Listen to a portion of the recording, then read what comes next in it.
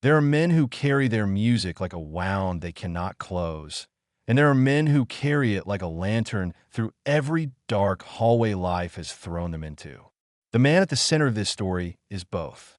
He is 92 years old, and on a night not long ago, he stood before a crowd in a red dirt Texas town with a guitar so old and battered that its body has a hole worn clean through it. A hole that has been there for decades, worn by the same calloused fingers that have played through heartbreak and bankruptcy and near death, and the kind of grief that sits in your chest like a stone for years before it finally loosens. What you are about to learn is not the story you think you know. There is a moment buried inside this man's life, a specific, shattering moment that most people have never heard about, a moment that reshaped everything that came after it. And here is what will haunt you after this video ends. The guitar with the hole in it was the thing that saved him. Or maybe it was the other way around. Keep watching, because by the end, you will understand what that means. His name is Willie Nelson, and he was born on April 29th, 1933, in the tiny farming community of Abbott, Texas. To say Abbott was small would be generous. It was a dot on a map, a crossroads where cotton and hard weather met, and where the Depression had already pressed its full weight onto every family in the county. Willie's parents, Ira Nelson and Merle Greenhaw, were barely adults themselves when he arrived, barely equipped to face the grinding poverty that the Texas plains offered in those years. They weren't equipped, as it turned out, not just economically but emotionally, and when Willie was just 6 months old, his mother left. Not long after, his father followed. The two children, Willie and his older sister Bobby, were handed to their paternal grandparents, Alfred and Nancy Nelson, to raise. This is not a detail to rush past. A baby, 6 months old, in a house where his parents chose not to stay. The shape of that wound doesn't always announce itself immediately. It grows quietly. It informs everything. The way a person reaches toward connection, the way they flinch from it, the way they pour everything they cannot say into music. Bobby Nelson, who would go on to play piano alongside Willie for the rest of her life until her death in 2022, was the first constant in that household. She was Willie's anchor before he knew what anchors were for. Grandfather Alfred, who everyone called Daddy Nelson, was a blacksmith and a deeply religious man who believed in music as something close to prayer.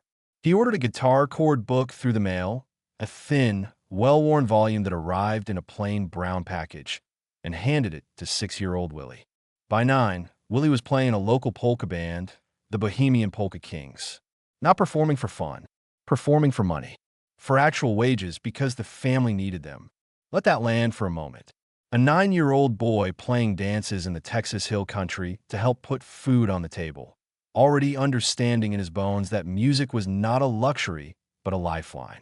Grandmother Nancy taught him and Bobby gospel songs on the harmonium in the parlor, and the two kids absorbed every note like the parched Texas soil absorbs rain, completely, hungrily, without waste. School in Abbott was the kind of place where everyone knew everyone's business, which meant everyone knew the Nelson kids had been left by their parents. Willie did not talk about this. He played music instead. He wrote his first song at 7. 7 years old, a child who had already been abandoned by the two people who were supposed to stay, sitting in a farmhouse in Central Texas, writing songs. There's a word people use, resilience, but that word has been sanded down by overuse until it feels soft and approachable.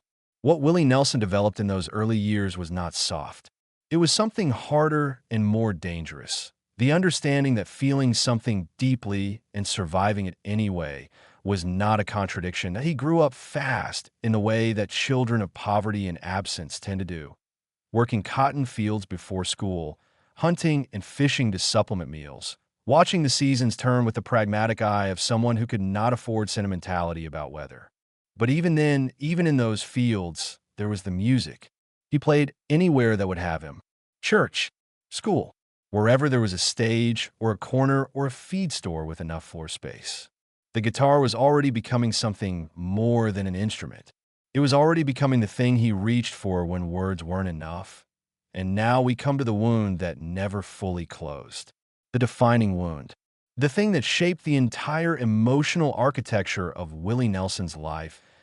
In 1963, Willie was 30 years old and living in Nashville, Tennessee, where he had moved with enormous hope and an armful of songs that he believed in completely.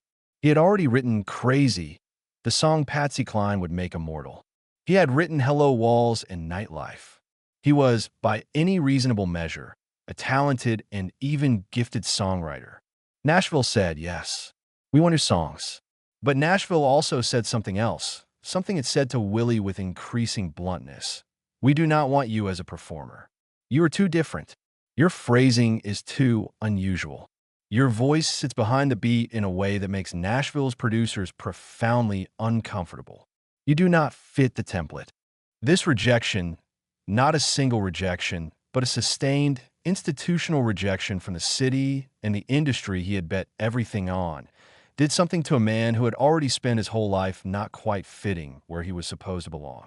It confirmed something he had been fighting against since he was 6 months old, that he was the kind of person other people left, that he was the kind of person other people passed over, that he started drinking more.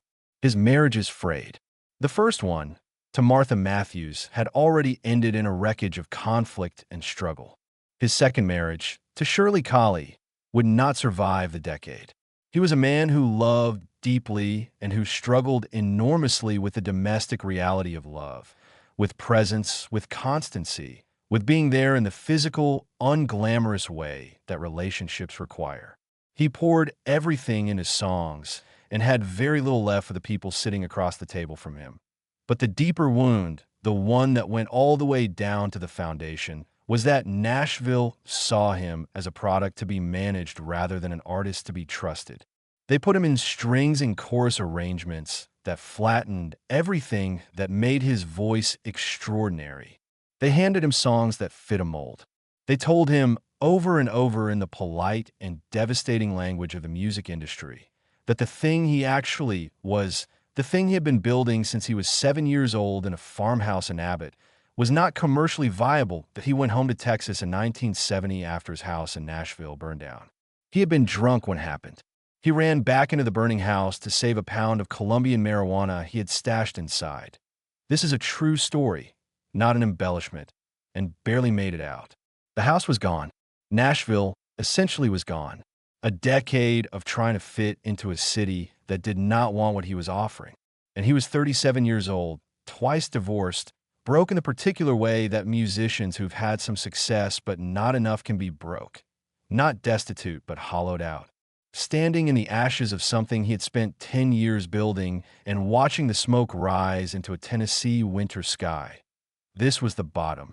This was the place where a lesser person turns around and finds a different life. An easier life. A sensible life. Willie Nelson did not turn around. But here is what nobody tells you about the darkest chapters. They do not always look dark from the inside.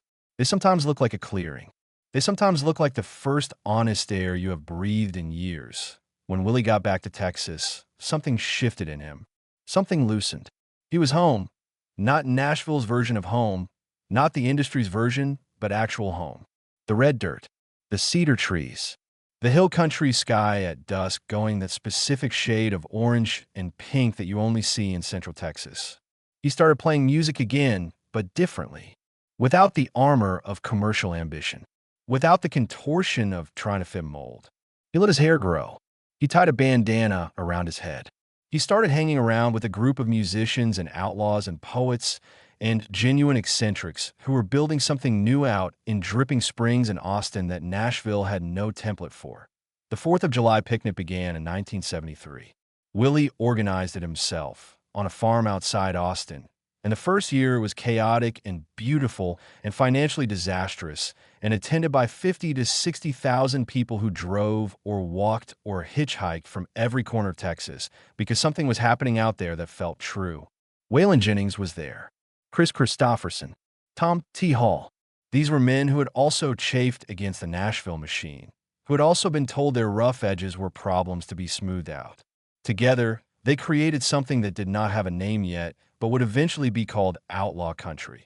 This was the first real breakthrough. Not a record deal, not a chart-topping single. A field full of people standing in the Texas heat, listening to music that had never been allowed to be itself before. Willie saw their faces and understood something he had known since he was 9 years old playing polka dances, but had temporarily forgotten under the weight of Nashville's disapproval. The music was always enough. The music had always been enough. The album Red-Headed Stranger was released in 1975, and the story of its creation is itself a testament to what can happen when a person finally stops asking permission. Willie brought the concept to Columbia Records, a sparse, narrative Western concept album. Almost no production, almost no ornamentation, just voice and guitar, and a story of a preacher who kills his unfaithful wife and wanders the frontier with her ghost following behind. Columbia executives thought it was unfinished. They thought it needed strings, production, polish. They were wrong in the way that institutions are often spectacularly wrong about artists who are doing something genuinely new. The album went platinum. Blue Eyes Crying in the Rain, a cover of a Fred Rose song originally recorded in 1945, became Willie's first #1 hit as a performer. He was 42 years old. 42. A man who had spent 2 decades being told he was the wrong shape for this industry, who had had his house burned down and his marriages dissolved and his confidence worn to something thin and frayed, finally standing at the top of a chart with exactly the music he had always wanted to make. The decade that followed was staggering. Stardust in 1978, where he recorded American Standards, songs by Irving Berlin and Hoagy Carmichael and George Gershwin, without asking anyone's permission or worrying whether country radio would play it. They did. The album spent 10 years on the country charts. Waylon and Willie and the collaborative records that came from the outlaw movement. Farm Aid, which he co-founded with John Mellencamp and Neil Young in 1985, and which has raised over $60 million for family farmers over the decades since. He was not just a musician anymore. He was something closer to a national institution. A man who had become famous by refusing to become what the industry wanted him to be. And then, because this is the kind of story that never runs smooth for long, in 1990, the Internal Revenue Service came for Willie Nelson with the full weight of its institutional authority. And it came for him in the most public and humiliating way imaginable. The IRS claimed he owed $16.7 million in back taxes. A catastrophic sum that was partly the result of bad accounting, partly the result of the kind of financial negligence that artists of his generation, who handed their business affairs to managers and accountants without adequate oversight, were particularly vulnerable to. They seized his properties. They auctioned off his possessions. They took the recording equipment from his home studio in Texas while he was away on tour. They put stickers on his furniture. The story spread across every newspaper in America. Willie Nelson, the man who had become a symbol of independence and self-determination, was broke. Genuinely, catastrophically broke. And the way the story was framed, the way certain media outlets took a kind of undisguised satisfaction in it, felt like a particular kind of cruelty, the kind that reserves its sharpest edge for people who have spent their lives refusing to conform. What happened next is one of the more remarkable acts of creative problem-solving in the history of American music. Willie worked with his record label to release a double album called Who'll Buy My Memories, the IRS tapes, a collection of spare, intimate recordings that was sold directly to pay down the tax debt. No concert tour, no elaborate production, just Willie and his guitar, those calloused fingers on the strings, singing into a microphone, and the money going directly to the people who had come to collect it. He also sued his former accountants, eventually settling for a sum that helped address part of the debt. And he kept touring, relentlessly, night after night after night, playing the music because the music had always been the only currency he completely understood. The IRS crisis lasted years. The humiliation lasted years. But something emerged from the other side of it that was different from anything that had come before, a kind of total freedom from the fear of financial catastrophe, because the catastrophe had already happened and he had survived it. There's a strange liberation in having the worst thing occur and finding yourself still standing in its aftermath. He was married 4 times in total. Martha Matthews, the first, a marriage that by all accounts involved serious physical conflict and mutual damage. Shirley Colley, the second, who discovered during the marriage that Willie had been having an affair with Connie Kepke, who was pregnant with his daughter Paula when Shirley found out. The marriage to Connie Kepke became his third, and Annie D'Angelo, his fourth wife, who he married in 1991 and who has been with him since, raising their two sons Lucas and Micah, both of whom have become musicians in their own right. His daughter Lana, his daughter Susie, his son Billy, who died by suicide in 1991, the same year as the IRS crisis, a year of compounded grief that would have broken most people into pieces too small to collect the Billy's death. This is the thing that does not get spoken about enough in the Willie Nelson story. A son, his own child, gone by his own hand. And Willie Nelson did not stop. He could not stop. He played Farm Aid that year. He kept touring. He kept writing. Not because he was numb to it. No one who listens to his music could believe he was numb to anything. But because the music had always been the place where the unbearable things went when they became too large for ordinary life to contain. His relationship with marijuana is not a scandal, but a philosophy. He has spoken about it with characteristic directness for decades, advocating for legalization long before it was politically safe to do so, describing it as something that helped him manage his emphysema, his arthritis, the accumulated physical toll of 9 decades of hard living. He rolled his own brand, Willie's Reserve. He smoked on the roof of the Ford's Theater in Washington with Jimmy Carter's son. He is almost certainly the most famous marijuana advocate in American history, and he wears that distinction with the same easy irreverence he brings to everything else. The faith that runs through his life is not the tidy, institutional faith of Sunday morning Christianity, though he was raised in the Baptist church and sang gospel before he sang anything else. It is something more syncretic, more personal, touched by the Buddhism he discovered in later life, and the pantheism that seems inseparable from a person who has spent decades watching the Texas sky. He wrote Family Bible in his 20s, a song so saturated with genuine reverence that has been recorded by more than 100 other artists. His spirituality is not separate from his music. It is the music, the belief that something runs through the world that is larger and older than any of our particular griefs, and that the job of the artist is to reach for it again and again, regardless of what the week has cost. Trigger, the guitar. This is the thing to understand about the instrument he has carried since 1969, the Martin N20 classical guitar he named after Roy Rogers' horse. He had a Baldwin guitar that a drunk customer broke at a show, and when the insurance money came through, he ordered the Martin. It arrived in 1969. He has played it every night since.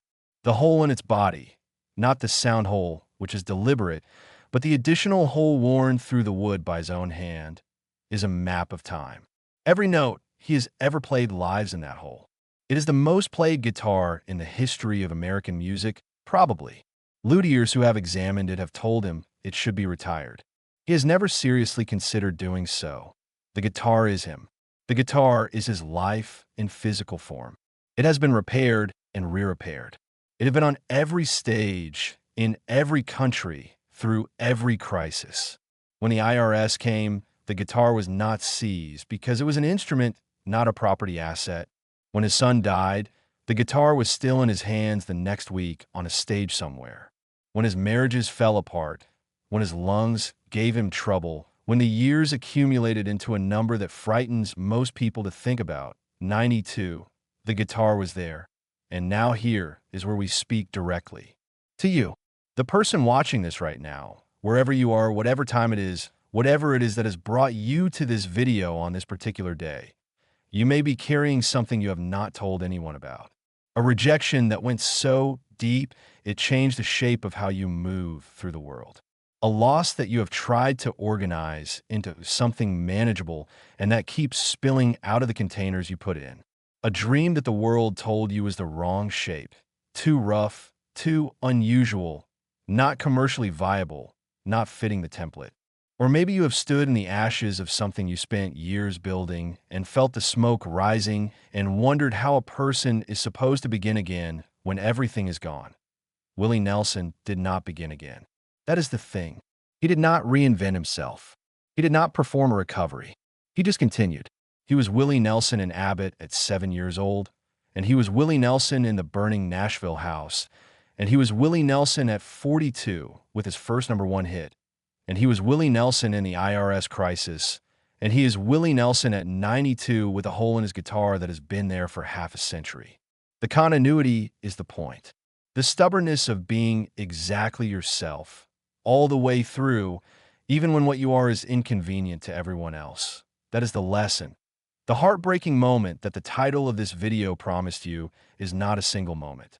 It is every moment of every year of every decade he kept going when there was no guarantee anything was waiting on the other side. That is the heartbreak and the triumph together, inseparable, the way they always are in real lives as opposed to the versions we tell about them. The guitar with the hole in it is still going. So, is he? What have you been carrying that deserves to keep going? What is the thing in your hands, worn and battered and irreplaceable, that the world told you should have been retired by now? Don't answer that question quickly. Sit with it, because Willie Nelson sat with his for 92 years and made something that will outlast all of us. And somewhere tonight, in a red dirt Texas town, or a theater in New York, or a festival in Amsterdam, those same calloused fingers are moving over those same strings, and the hole in the wood is still there, and the music is still coming through it. Proof that what endures is not what was polished or protected or kept safe, but what was played and played and played until it wore a hole in the world.